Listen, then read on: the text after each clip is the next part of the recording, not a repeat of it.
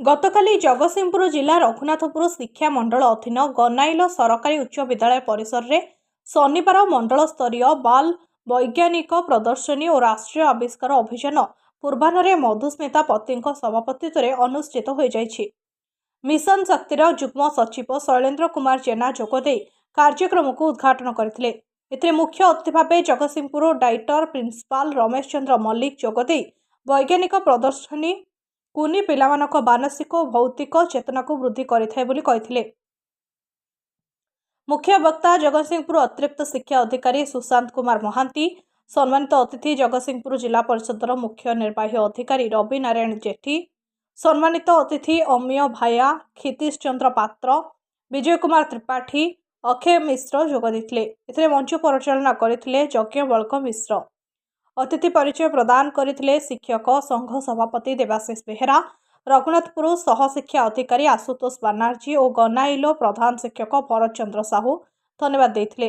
विरूपाक्ष सेठी सहयोग करथिले तरुण कुमार जेना, भास्कर मुदुली, रवि नारायण, डॉक्टर उमेश नायक, शांतनु पात्र, जयप्रकाश पंडा। एथिरे गुहालीपुर उच्च विद्यालय प्राक्तन शिक्षक राजकिशोर साहू, प्रधान शिक्षक प्रताप कुमार जेना को सम्मानित करा जायतिला। अपराह्न आशुतोष बानार्जी सभापतित्व में एक उद्यापनी उत्सव अनुष्ठित होता।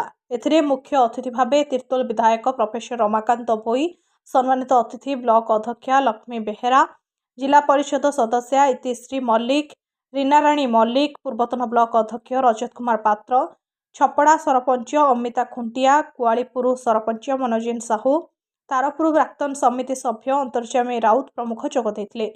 एथिरे अतिथि परिचय प्रदान करथिले निर्मलेंदु सोम, धन्यवाद देथिले प्रधान शिक्षक भरत चंद्र साहू और कुश मल्लिक। जातीय स्तर को जाइथिबा शिक्षयित्री को विधायक सम्मानित करथिले।